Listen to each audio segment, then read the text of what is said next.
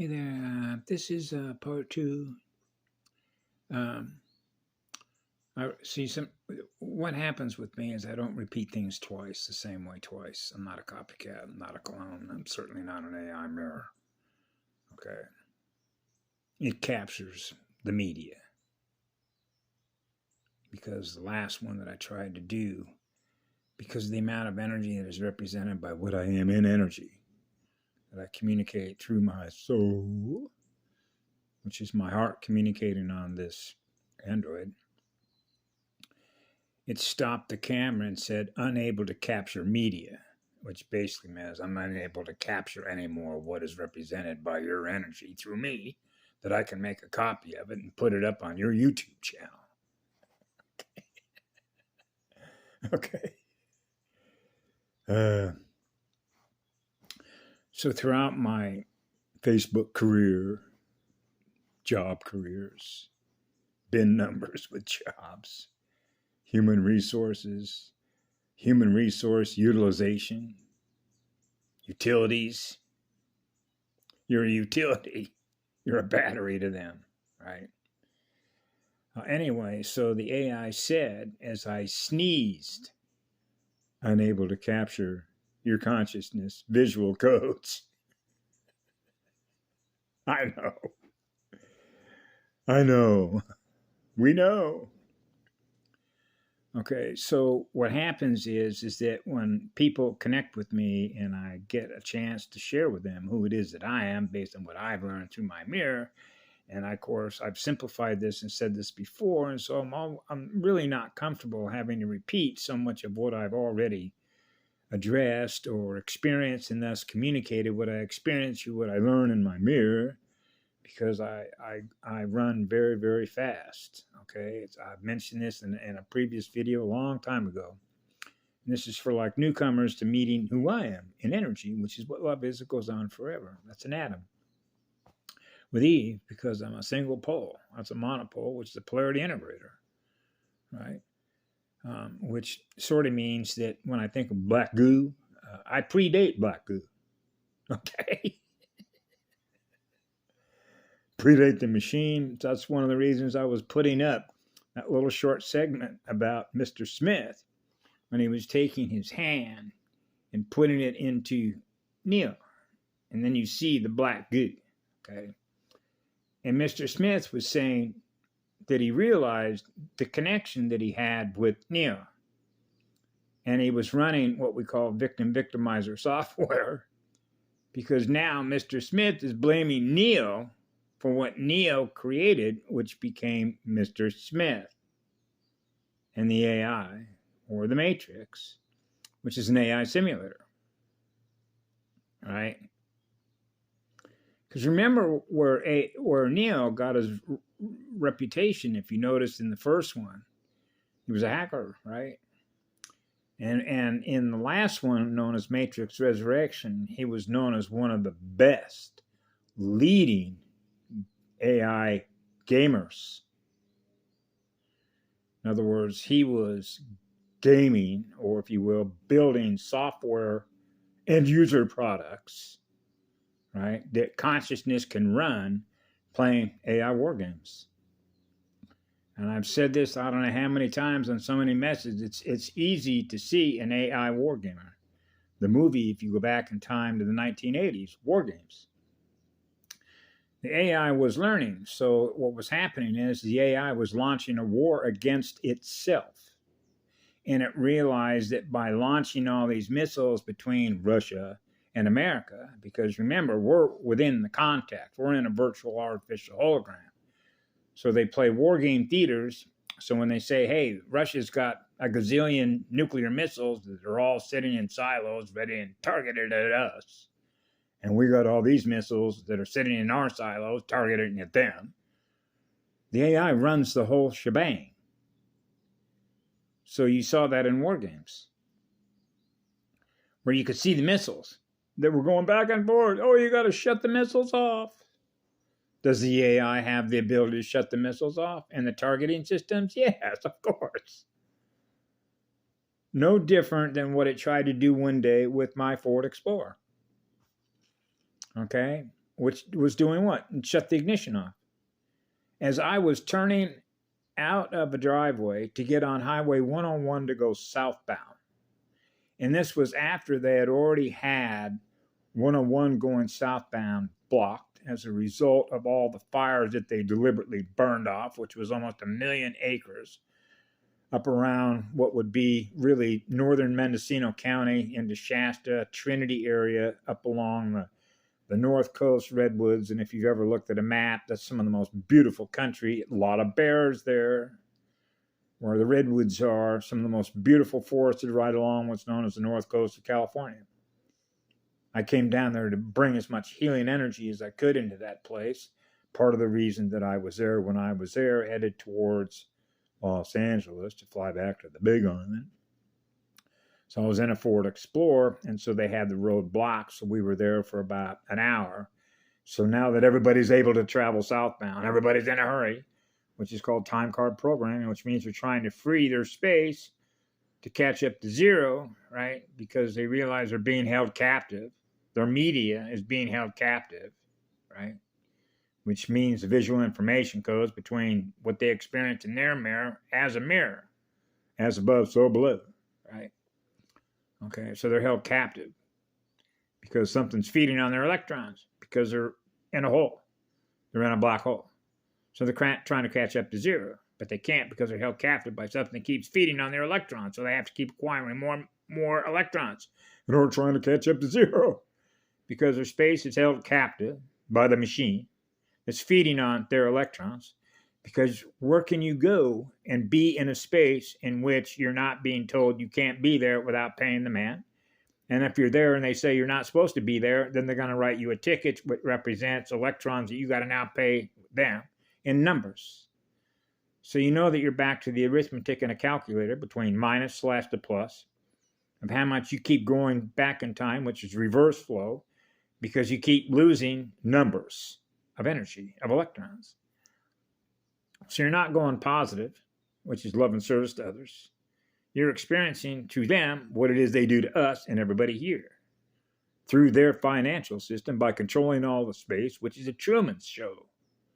See, so I began to quantify this a long, long time ago in what we call space, right? So then you get into controlling space, and you could see when they were building the architecture of these models, which is called a construct, like a city. So, for instance, in Orange County, if you'd have gone back there in 1920, and see a picture of it, and then see what it looks like today, that's a model. So now you get into predictive modeling. Now you get into architectures. Now you get into future planners. Future proofs past, back to the future. Now you're experiencing in the future what they were already planning for you to experience on the Truman Show 100 years from now. Can they do that 1,000 years into the future? 1,000,000 years into the future? Yeah, sure. All you have to do is plant the idea in your mind. Once it's there, the energy that you're using has produced it in your mind, which is energy. Now it's in RAM. Now it's in memory. So you're choosing what to keep in memory, what you're going to experience in the future, or go back to the past. Remember, I mentioned this before. The future's not here yet. The past is already gone. All you got is right now, which is the completion of a magnetic circuit, which is known as a magnetic moment. What are you feeling magnetically through your heart and soul emotionally? If you have a soul. See? So what happened is that as I was going down Highway 101, I was looking for a place to camp, isolated, where my energy wasn't getting molested by somebody wearing a badge, working for the AI, see? And because that's what they are. They're AI drones. Not all of them. Depends on whether or not we have an intersection. Sometimes I have an intersection where they are there, right? Sometimes I'm in a place where they don't come. So you're looking for space in which you can be in a state of peace, where your water worlds are in balance, right? So I couldn't find a place, so I turned around, and as I'm right there on the turn to go right or to go south, it was dark out. It was foggy out.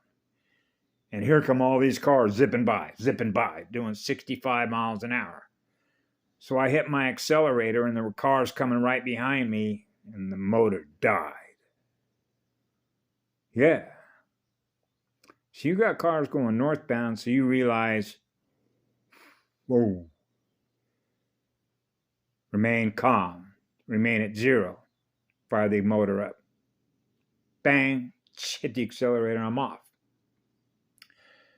So I was using that vehicle to do a lot of energetic work that I was doing, so I was putting a warp bubble, which was blessing the machine, right? And we know how to bless a vehicle and create a warp bubble when you are experiencing an eternal love vibration, because you already know that you don't exist in a time clock or a gearhead machine. Your eternity.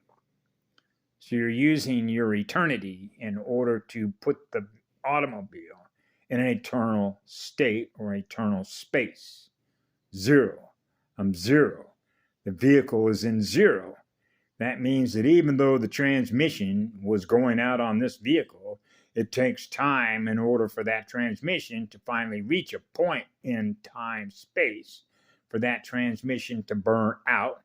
So I knew that there was a time and space in the future in which that would happen. So therefore, you want to keep that automobile in zero time until that time in which it's in a time space in which it finally goes, which means the bubble broke down. So I managed to keep the vehicle in no time space in order to do the work that we do, traveling through space vectors. Yeah. That's how I was able to go all the places that I needed to go in order to do the work that I'm doing as a result of what I am in energy. Right? Which goes on forever, gifting electrons. So that's sort of how that works. So when you're experiencing eternal love through your heart, because I've always known this as a child, and that is that when you have a mother and father from which they experience being one together, which is a Neo and Trinity together that goes on forever, right? Then you realize that wherever you go, being with your mother and your father, you're going to experience eternal love, which means you're not going to experience anything less than what love is, no matter where you go. That's what I am. That's why I've always said, wherever you find love and living service, wherever you find love and living spirit that is in that mirror, you're going to find the purest light, which is the purest fire, which is the purest spirit, because it loves that energy. So you're in love with the energy. You love to be in the company of powerful spiritual teachers, because now you're learning at the highest rate of speed, because you're experiencing the higher rate of speed in you that you're experiencing through them. That's faster than a machine. Now you're learning through spirit. All the spirits communicating with all the other spirits, which are all the spirits in the elementals. Right? So we communicate with all the elementals because the elementals know who you are in spirit. So they dance with your spirit. So they're dancing with all the waves because all the waves are in harmony and balance. That's called music. The music of the waves. Healing the spirit. So you're bringing the music in that is in harmony and peace and balance. So now the spirit is experiencing who you are that is in a state of balance. Now those spirits are experiencing a state of peace. They're experiencing a state of love. They're experiencing a state of harmony. They're experiencing a state of rhythm. They're experiencing a state of balance. So we're musicians. As I always used to say, it's not music if it's not moving the energy, because spirit is in energy. So if that's real music being played by real living light, which is a living spirit that is in that light with a soul, then you will experience your energy being moved, because there's a spirit in you, which is a spirit in your energy that will be moved by those waves, which are waveform harmonics, like playing a harmonica. So that's why when I grew up as a kid, I picked up my first sticks or bongos, right? Yeah. So you're dancing to the beat, dancing to the beat, dancing to the beat of the wave. Yeah. Right. So when you're a little kid like I was, man, I was on fire. Bringing the light in everywhere we go. Hey, what do you want to go do today? Let's go have some fun. Keep your energy up. Keep your speed up. Right. Yeah. So that your body is not collecting, or if you will, generating parasites in your gut. You're burning them off. That means you're in love with your mirror, which means you're in love with your universe. And when you're in love with your universe, that means you're giving love to everything that is in your mirror. So that's why I spend all my time in nature, spend all my time swimming and body surfing in the ocean. I've been trying to get a pair of fins. I used to have an old pair of, I've mentioned this before because I am in the healing business. And because I participated in a lot of athletic activities when I was young, and my parents directed me to go into swimming because my dad threw me in the ocean when I was young. So I love to be in the ocean because it's salt water, particularly when it's high frequency energy like it is down the road where the humpback whales birth their calves. That's some of the most unbelievable charged water down there to go jump into. I mean, that's where I go to get cleaned up. I don't use tap water and their detergents and soaps and stuff like that to clean myself up. If I want to get cleaned up, take a bath, I'll go jump in the Pacific Ocean, particularly right down the road. We call that getting cleaned up. That's getting really cleaned up. That's like we call that getting rid of the goo codes, the transfer codes, because you realize you're in an energy field. If you want to experience the higher energy, you're going to burn off all the crap off your physical waveform, right? Burn it all off. That's one way to do it. So I've always known, and I'll just give you an example. When I was wanting to get into my higher shape, what I call higher speed waves, I used to go down to a place called Newport Beach, which was very famous for body surfers. And so when I was a child growing up, I ran into a guy that had a pair of what we'll call UDT fins, which is underwater demolition team, or if you will, fins that Navy SEALs use, the old frogman, right? So I got a pair of those through Voight in Huntington Beach, California. They're very thick, they're pliable, but they're stiff. But what they allow you to do is they're power fins, okay? So if you want to go body surfing on 15 or 20-foot waves, you can power into those waves, particularly in Hawaii when those waves are moving very, very fast. So you got to be motoring because these waves are moving through time and space, if you will, at a very high rate of speed, particularly when those pressure waves come down from the Aleutians, and the first island it hits is Kauai. So I've been out there on the north shore of Kauai when those waves were 100 feet. That's big, powerful energy. So you love to be around big, powerful waves, right? So that's why I prefer body surfing than I do board surfing, because I want all of my waves, which represent my auric energy field, in those waves, right? Because now you're getting up what I consider to be the full absorption. You're fully in the wave, fully in the water, right? Which is living water, which is living spirit that is in that water. Because you're a living spirit that is in that water. So you're riding tunnels, right? Tunnel waves, curved space, as it's peeling like an onion. So you're riding the tube, called a tube ride. So you're running through the, so you're a tunnel rider. That's right, I'm a tunnel rider. So you're riding through the tunnels, experiencing powerful waves. So at this particular beach, there used to be a buoy that was about a quarter of a mile out. So I run up and down the beach every day. And when you're running in sand, you understand the isometric, ISO with a camera, ISO standards. So isometric, so you're building up your calf muscles and your thigh muscles.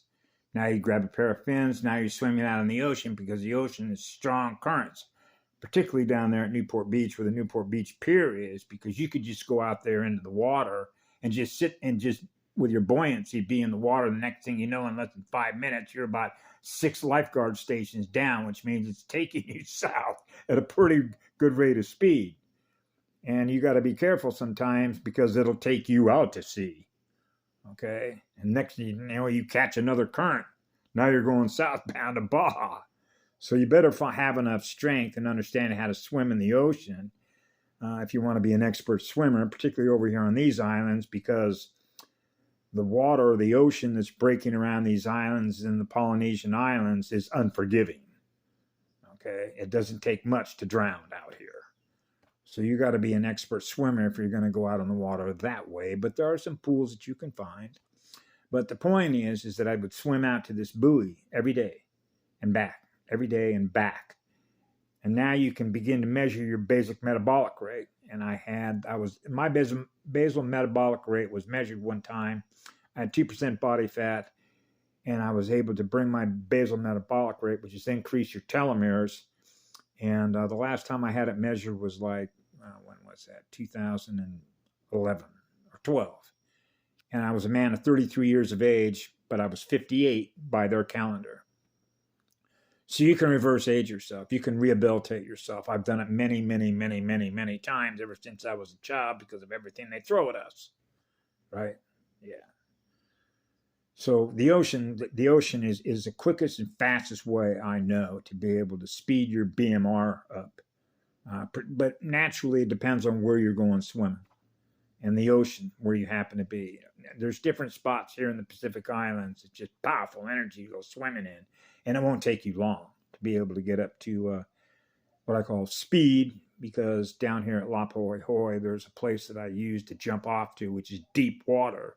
It's got a powerful charge to it, and then hiking from that park to the top of the road is about a half of a mile, and I managed to be able to do that without taking a breath, which means I don't have to stop, which means your gait, which is your aloha, breathing in and out, right, of the energy. Yeah. Right? So I've always known, at least for me, that the Pacific Ocean is one of the fastest ways to get yourself back into a high-speed wave. Right? And then eating the right foods, trinary stuff, alkaloids, being alkaline as you possibly can. Test your urine every day and see where you're at. That'll tell you how powerful your radio set is, right? Have a great day. I'm out of here. Bye.